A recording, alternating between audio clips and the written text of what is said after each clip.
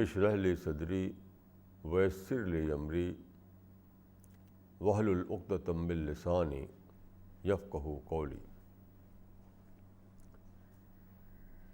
The topic for this day is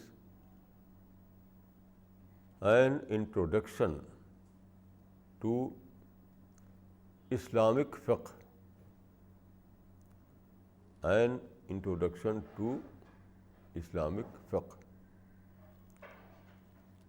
You know, fiqh is the third most important discipline in Islam.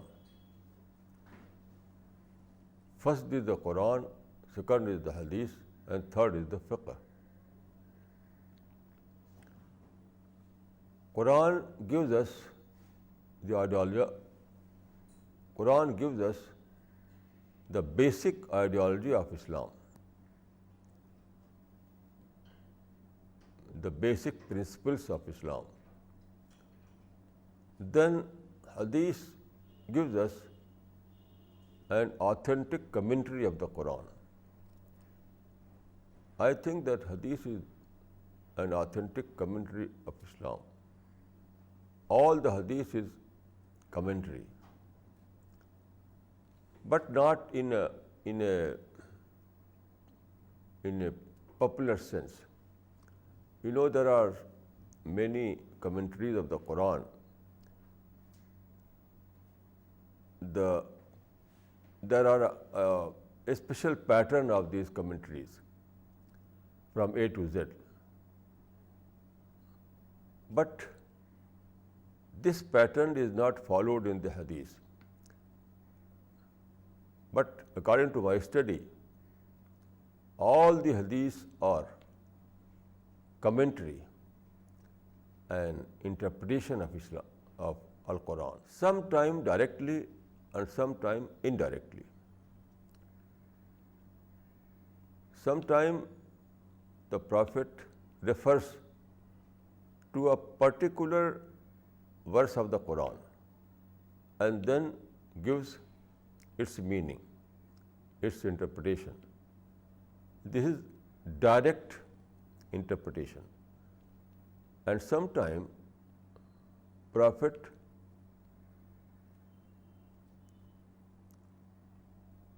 gives something, Prophet says something, not as a commentary, but it is also a commentary in an indirect way. For example, in the Quran, you read that alcohol is a sin. Innamal khamru wal maisir wal azlam rijsum min amali shaitan. So you read in the Quran that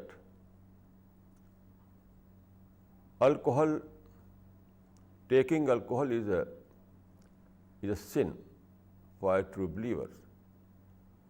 But in Quran, there are not all kind of details. You find these details in the Hadith. For example, without referring to the Quran, the Prophet of Islam has said,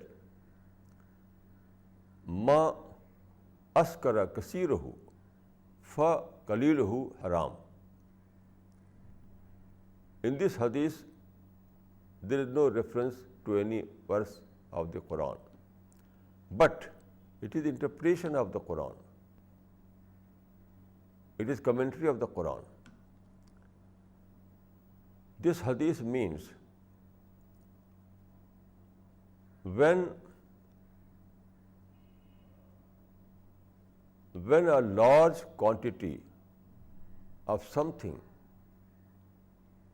leads to intoxication, then its small quantity is also unlawful in Islam.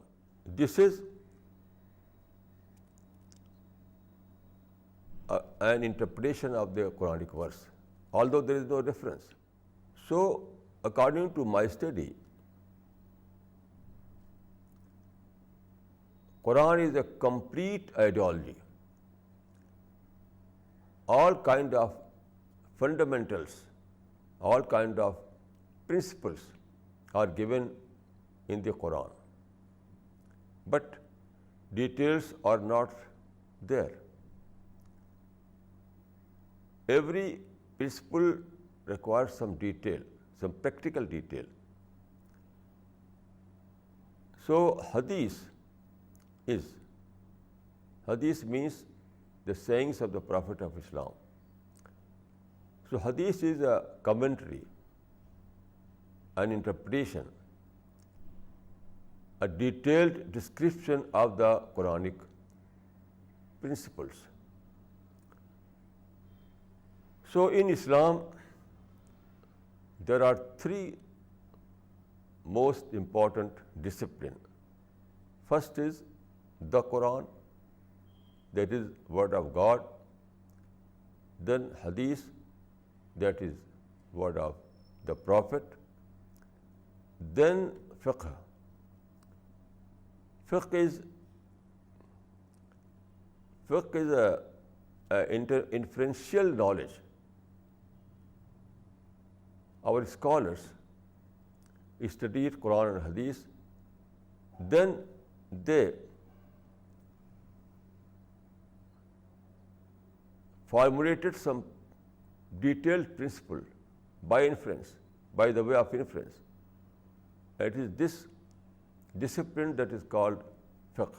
Now the literal meaning of fiqh is understanding. In the Quran and the Hadith, you find this word, but not in the present, not as a present term. In the Quran and in the Hadith, fiqh is used in its literary sense.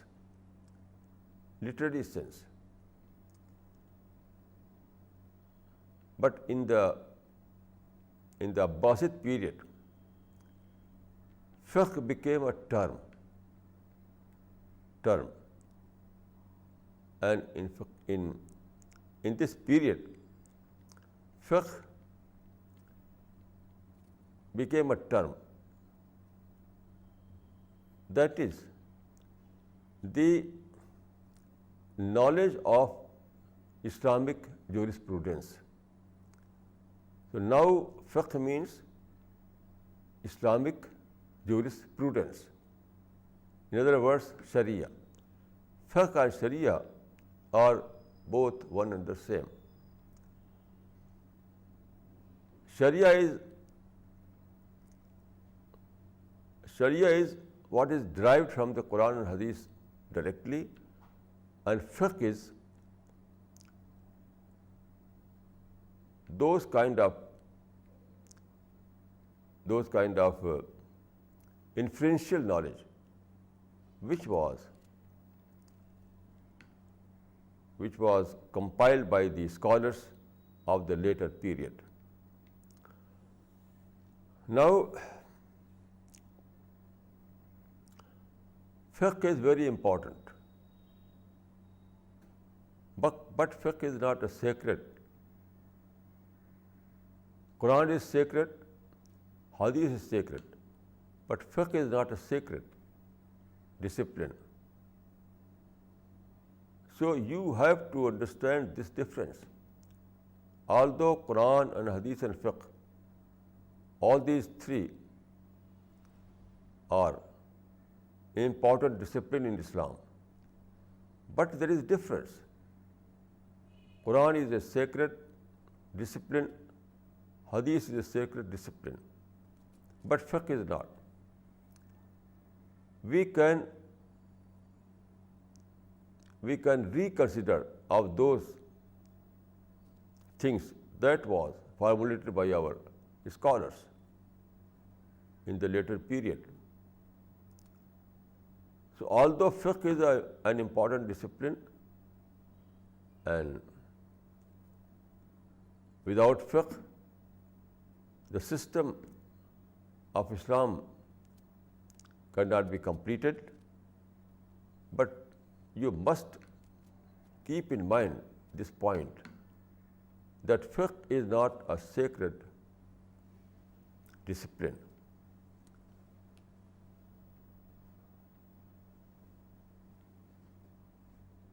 Now, there is a question, why there are 4 fiqh schools? Although there were some other fiqh schools, but now Muslims believe in 4 schools. And if you add Shia sect, then there are 5 schools: fiqh Hanafi, fiqh Shafi, fiqh Maliki, fiqh Hanbali, and according to Shia people, fiqh Jafari. So, among Sunni Muslim, there are 4 fiqh schools, 4 schools of fiqh. That is called Hanafi fiqh, Shafi'i fiqh, Hanbali fiqh, and Maliki fiqh. So, there is a question, why Islam was divided into 4 fiqh? Islam was a religion. Islam was based on the oneness of God. Islam was based on the prophethood of Muhammad sallallahu alaihi wasallam. Then why it happened that now we find 4 fiqh? So it is a question that why fiqh was divided into 4 fiqh? Why not only 1? I would like to give some detail to understand this phenomena. You know, Hadith literature was every time in Muslim society, but it was mostly in the memory of the people. Some Hadiths were written, some Hadiths were kept in written form, but the majority of Hadiths were in the memory of the people. Although all the Hadiths were present, but mostly in the memory. Every day they were talking about Hadith. There was discussions about Hadith. There was exchange on Hadith. So every day Hadith was in the discussions every day. The greatest discipline was at that time Hadith. So every day Hadith was under discussion. But it happened in the Abbasid period that Hadith was compiled in the book form. Now we find Hadith in the book form. There are about 24 of Hadith books. Among those, 6 are called Sahih Sitta. So all these Hadiths are now kept in book forms. But this was not at that time. So during the Abbasid Caliphate, Islamic scholars wanted to compile all these Hadiths. And they compiled these Hadiths in several books, like Sahih al-Bukhari, Sahih Muslim, and other books like Ibn Majah and Nasai and Muwatta and Musnad Ahmad. So during a Abbasid period, all the Hadiths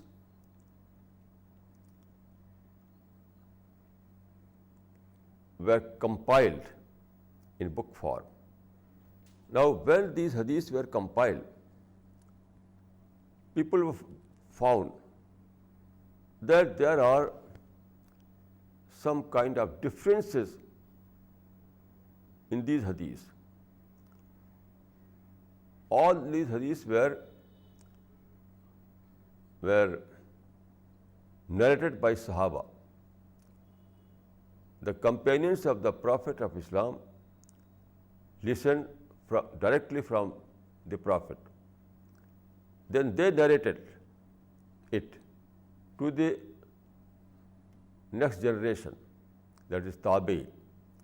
So from Prophet to companion, from companion to the companion of the companion, then to the what we call Taba Tabi'in. So this was a chain of narration. Basically, all the hadiths were narrated by Sahaba, companion of the Prophets. So when these hadiths were compiled in the form of several books, people found that there are some differences. What happened? That let us take the ibadah, namaz. So all the Sahaba, there was a hadith, Sallu kama ra'aytumuni usalli. Perform namaz, perform salat as you see myself performing. So Sahaba, that is companions, narrated that thus we saw the Prophet, thus we listened from the Prophet. So when these narrations were compiled, people found that in some part of the ibadah, all the Sahaba are one and the same. For example, every Sahabi tells us that there were 5-time prayers. Prophet performed 5-time prayers. In this figure, there is no difference at all. Then all the Sahaba tell us that the Prophet performed Salatul Fajr with 2 units and Salatul Zuhr 4 units and Salatul Asr 4 units, Salatul Maghrib 3 units and Salatul Isha 4 units. So the number of units are one and the same. No companion tell us any different. We don't find any different statement about these numbers. So all the Sahaba are telling us one and the same story. Then there were difference in something, like some Sahabi tells that Prophet kept when Prophet started Salat, when Prophet namaz, he kept his hand like this. Some say that he kept hand like this. So there is a difference. Then some Sahabi tells us that when Prophet completed Al-Fatiha in the Salat, he said Ameen. So some say that he said Ameen loudly, Some say that he said Ameen by heart. So there is a difference. According to some narrators, Prophet said Ameen loudly, that is Ameen bil jahr. And according to other account, Prophet said Ameen by heart, that is Ameen bil sir. So there is difference. So thus kind of difference were directed by Sahaba. So then was a question, how to perform Salat according to the Prophet of Islam. When there is difference in the method, then how you can say that I am following the prophetic pattern in my Salat? So then there were two opinions.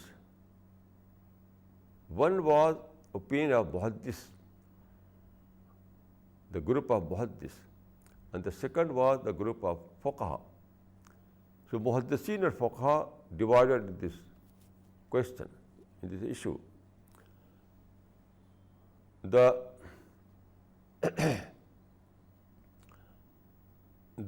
opinion of Muhaddisin was that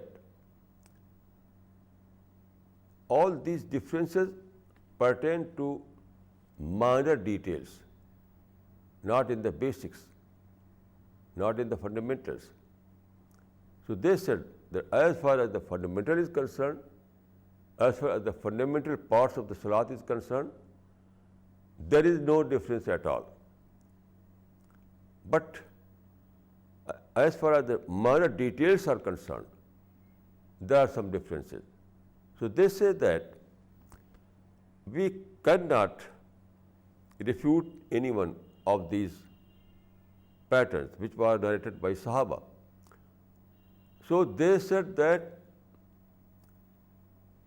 we will take it as tawassu. Tawassu means diversity. So they said that as far as the fundamentals are concerned, unity is required.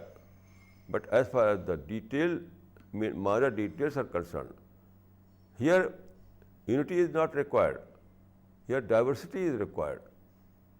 Diversity means both are true, both are correct. Putting hand here is correct. Putting hand here is also correct. Saying Ameen loudly is correct. Saying Ameen by heart is also correct. So they said that in minor details it is not required to be united. Unity is not required in minor details. This was the stand of the Muhaddisin. But Fuqaha adopted another stand. They said, Al-Haqqu la yata'addad. Al-Haqqu la yata'addad means truth cannot be divided. So they wanted to prove that this is right, this is wrong. This is rajih, this is marju. It is called in the term of fiqh tarjih. So they wanted to make tarjih. Tarjih means saying that this is superior and this is inferior. So one style is inferior, another style is superior, that is afzal. So thus they wanted to find unity in the minor details also. So as all these differences were there, it was possible for them to eradicate all those differences. It was not possible to say that all these differences are wrong, because all those differences were narrated by the companions of the Prophet.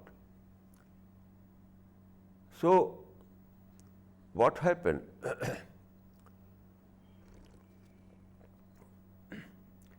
Seeking unity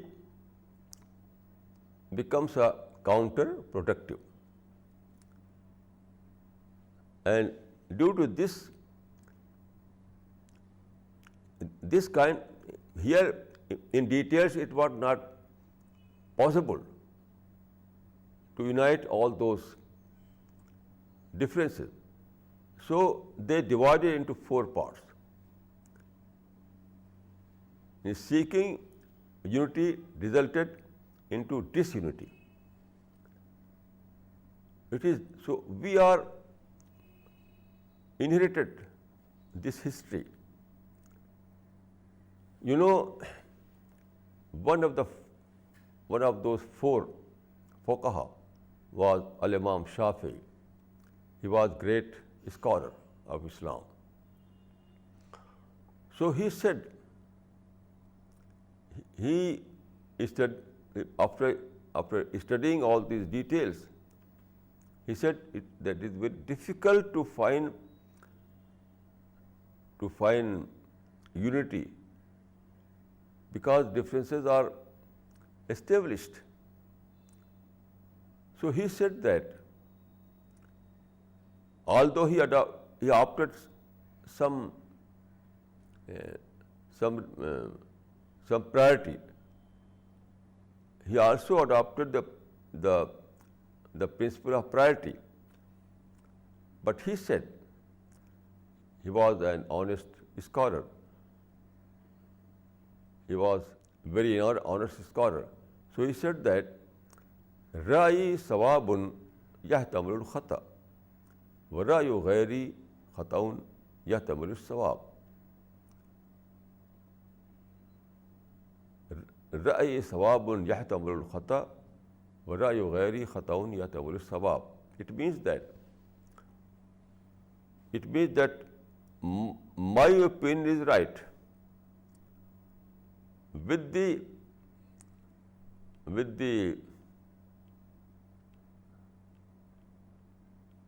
possibility that it is also wrong.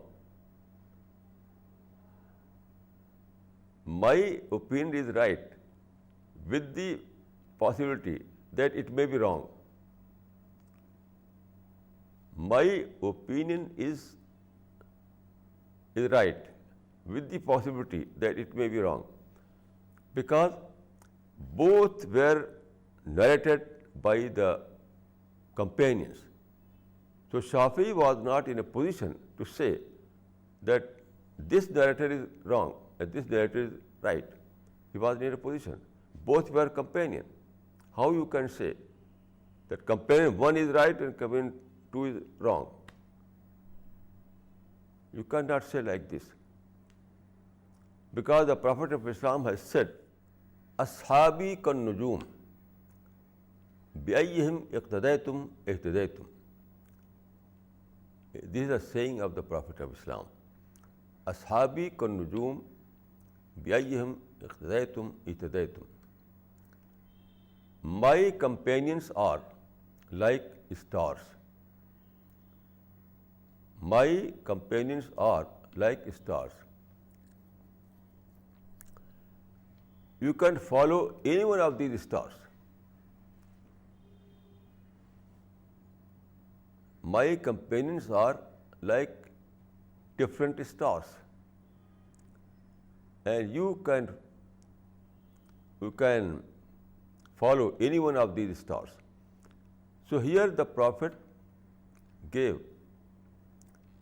endorsement of all the narrators, all the narrations of Sahaba. Here the Prophet of Islam has given an endorsement, a confirmation to all the narrators. So how you can reject any one of them? This was the difficulty. This was a difficult problem. So Imam Shafi'i wanted to solve this problem by this saying, رأيي صواب يحتمل الخطأ ورأي غيري خطأ يحتمل الصواب. My opinion is right with the possibility that it may be wrong. So it is a dilemma. I don't think that it was a right stand, but they adopted this stand. The right stand was taken by Muhaddiseen, and that was derived from the hadith itself. Their stand was derived by the hadith itself, because in this hadith, ashabi ka nujum biayyihim iqtadaytum ihtadaytum. So Prophet says, biayyihim iqtadaytum ihtadaytum. It means that all the companions are right narrators. All the companions are every companions, you have to follow every companions. So if there was difference, you can say that Prophet himself said that this is a matter of diversity. It is not a matter of unification. Don't try to unify, but take it as a diversity. So here I would like to add one more point, that ibadat is not simply a form. Ibadat is not simply a set of rituals. No. Ibadat is a living practice. Just like love. Love is a living practice. You cannot say that you have to love by this method. There is no method of love, because love is a living spirit. So ibadat is a living practice. Anything that is living practice cannot be unified. For example, there is a hadith that once the Prophet of Islam was leading a congregational prayer in Medina. Once the Prophet of Islam was leading a congregational prayer in the mosque of Medina.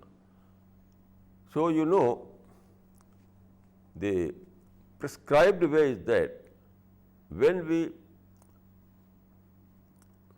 we stand from the ruku, we say, Rabbana lakal hamd. Rabbana lakal hamd. So one companion who was who was offering the namaz. So other companion said, Rabbana lakal hamd, by heart. One companion said loudly, Rabbana lakal hamd, hamdan kasiran tayyiban mubarakan fi. Prophet was there, and all other companions said by heart, Rabbana lakal hamd.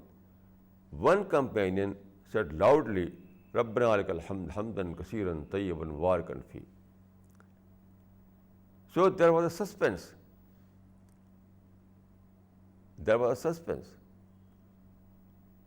So after completion of when he completed the salat, Prophet asked, who said like this? So that companion fell in fear. He was of the opinion that I committed a wrong, perhaps. But Prophet said, no, it was not wrong. You were right. And God accepted your words. So by this event shows us the true picture of the Islamic ibadah. That ibadah is not simply to complete some rituals. Ibadah is not simply to perform some rituals. No. Ibadah is not a form, is not a set of rituals, but it is a spirited practice. So when you are full of spirit, you cannot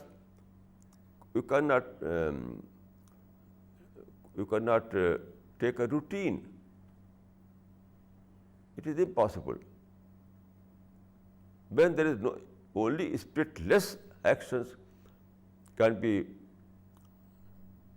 performed in routine.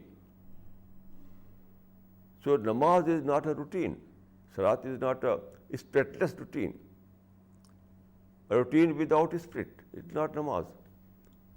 Namaz is a spirit-full action.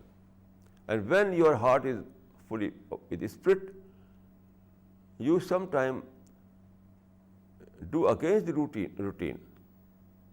Sometimes you will go against the routine. So this was the spirit of that namaz, that companion.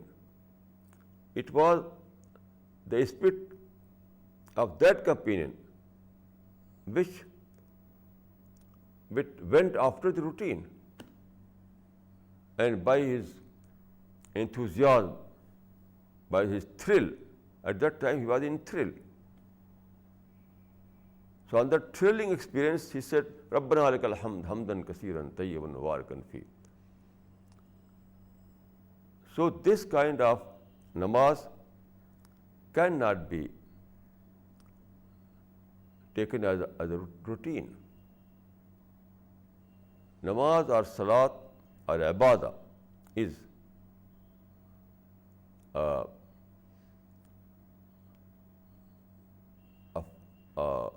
practice that is full of spirit. It is not simply a routine. So it is but natural that there are some differences in details. It is but natural. When namaz is not a routine, then it is but natural that there must be some differences, at least in the details. So I would like to say that although in the fundamental parts of ibadah there is a uniformity. There is a uniformity. But as far as the details are concerned, so there is no uniformity. Spirit cannot afford uniformity. Uniformity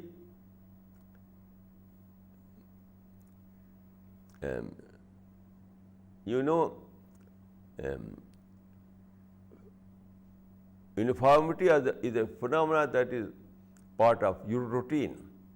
Only in routine you can find uniformity. Only routine, only in rituals you can find uniformity.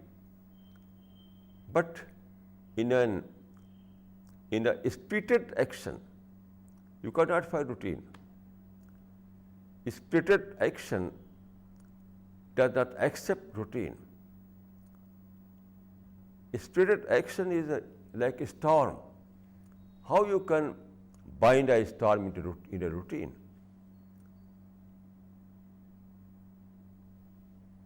So I think that the group of Muhaddisin was right and group of fuqaha were wrong.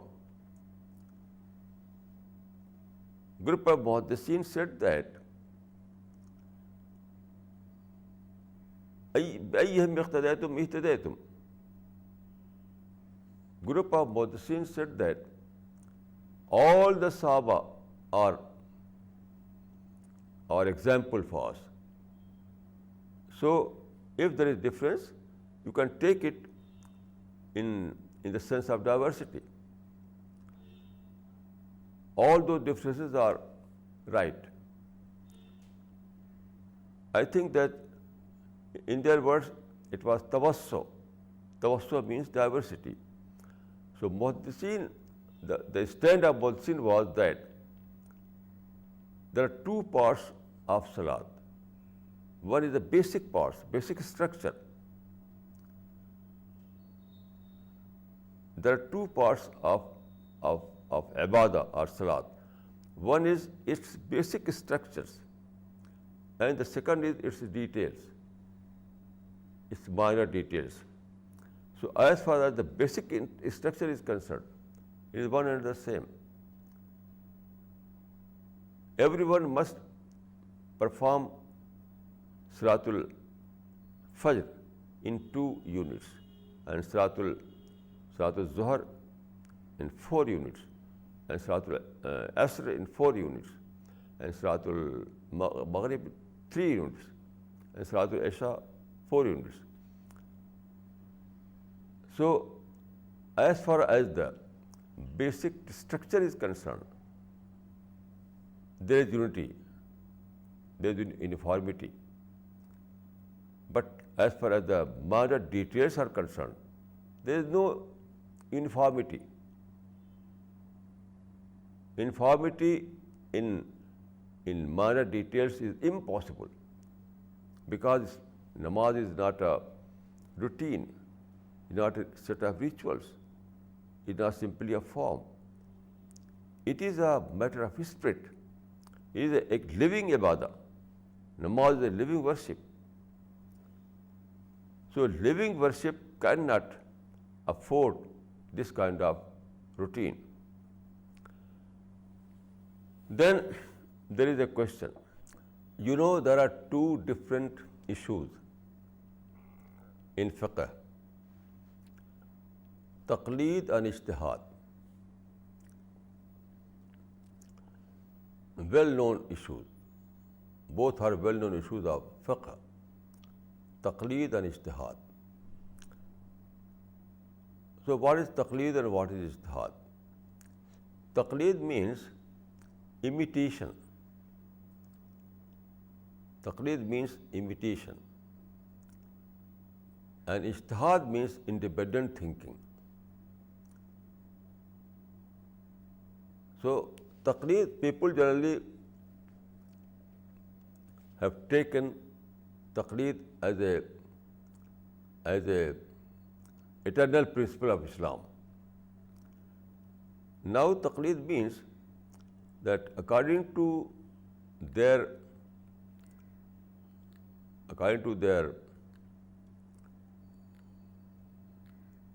thinking, there were 4 mujtahid mutlaq, 4 scholars, yani Imam Abu Hanifa, Imam Shafi, Imam Hanbal, Imam Malik. These four are regarded as a mujtahid mutlaq, and these 4 imam established 4 schools of fiqh. These 4 imams have established 4 schools of fiqh, that is fiqh Hanafi, fiqh Shafi, fiqh Maliki, fiqh Hanbali.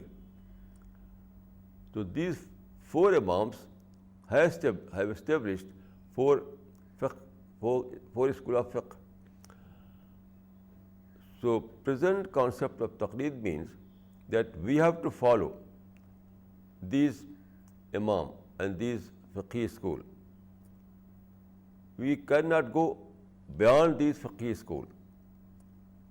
It is not lawful in Islam to follow any other pattern. So this is taqleed. I think that this kind of taqleed is not just according to the Islam. Islam is against this kind of taqleed. Taqleed means imitation. Now you know these four imam have find the place of, in practical sense, place of the Prophet. People imitate blindly. So this kind of imitation, this kind of taqleed is quite against the spirit of Islam. Now I would like to say that there are two kinds of taqleed. One is to believe that these four imams were mujtahid, mustaraq, and those four schools are eternal schools. They are eternally correct, and we have no option other than to follow these schools. In this sense, taqleed is not just according to the Islamic spirit. It stops the intellectual development of Islam. This kind of taqleed creates stagnation, intellectual stagnation. This kind of taqleed, that four imam were mujtahid mutlaq, and now we have no option other than to follow these four schools of fiqh. These schools of fiqh were established during the Abbasid Khilafat. So this kind of taqleed leads to intellectual stagnation. It is permanent. It is a permanent hindrance towards the intellectual progress, intellectual development in Islam. Now, I believe that this kind of taqleed is not according to the Islamic spirit, but there is another form of taqleed that is a practical need, practical requirement, and that is, in every society there are two categories of people: masses and educated people, and those who are not educated, or scholars or non-scholars. This kind of categorization is found in every society. So those who are scholars, those who have direct access to the Islamic sources, they can understand everything. Those scholars who have direct access to the Islamic resources, to the Quran, to Hadith, all those scriptures, so they directly can understand everything. But those who have no direct access, those who have no knowledge of Arabic language, those who cannot understand the scriptures, so what they have to do? So I think that these people who have no direct access to the Islamic sources, they must rely on some scholar of their contemporary, from their contemporary people. Every time there are some scholars in every age, every time, every place. So those who have no direct access to the Quranic sources, those who are not in a position to form right opinion about the Islamic teachings, so they must rely on any one of those scholars. they adopt them as their counselor, as their intellectual leader. So it is a temporary phenomenon. When one scholar dies, you have to adopt some other scholar. But that kind of taqleed means that those four imam, although they have died, but still they are our imam, still they are our leader, still we have to follow their pattern. This is stagnation. This is stagnation, intellectual stagnation. So I can say that in that sense, taqleed is not good, because in that sense they have opted taqleed as a belief, matter of belief. So I don't think that taking taqleed as a matter of belief is correct. No. But there is another aspect, that is practical aspect. Those people who have no great knowledge, who have no direct access to the Islamic scriptures, so it is their problem how to follow Islam. So here taqleed is a practical requirement. They must rely to some scholar of their time. They have adopted some contemporary scholar, not permanently. So when this scholar dies, they must adopt another scholar. So this is a process. This is a process of generation after generation. In every generation, there are some new people, there are some new scholars. So this kind of taqleed is a practical need of the religion of Islam. So I can say that taqleed in a permanent sense is not acceptable for me. But taqleed in a temporary sense is quite acceptable. It is need. It is our requirement. Then what is ijtihad? Literally, ijtihad means to strive. To strive. You know, Islam is an eternal ideology, but situation varies. Situation varies. Situation depends upon civilizational journey. Civilization is always in journey. Civilization is always in travel. So there is always changes in the situation. So although Islam is an eternal religion, but every time there is a question. Every time there is a question, how to adjust with the changing conditions. How to accommodate with the changing conditions. So here we need ijtihad.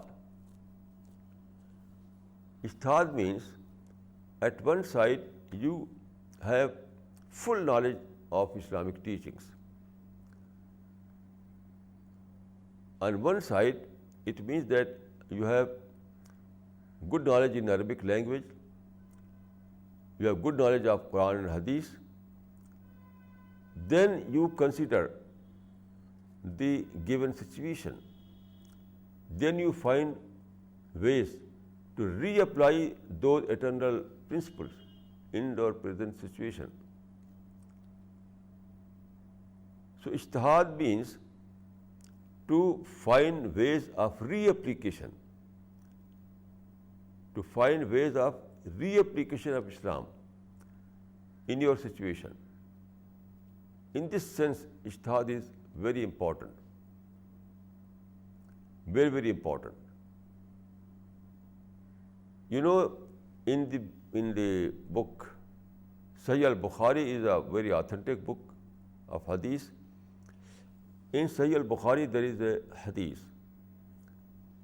The Prophet of Islam has said that al-mujtahidu yukhti'u wa yusib. In this saying, the Prophet of Islam has said that when you try to go to ijtihad, in this hadith, Prophet of Islam says that always try to go to ijtihad, and every time in every place. So according to this hadith, ijtihad is a permanent process, eternal process. So Prophet of Islam has said that